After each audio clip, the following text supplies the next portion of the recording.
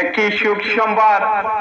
মাইজপাড়া নিবাসী মাইজপাড়া যুব কল্যাণ সমিতির সভাপতি জনাব খালেদ আহমেদের চাচা ও আজিমউদ্দিন সাহেবের ছোট ভাই জনাব জামাল উদ্দিন সাহেব আজ বেলা 1:30 সময় সিলেট ক্লিনিকে ইন্তেকাল হইয়াছেন। ইন্না লিল্লাহি ওয়া ইন্না ইলাইহি রাজিউন।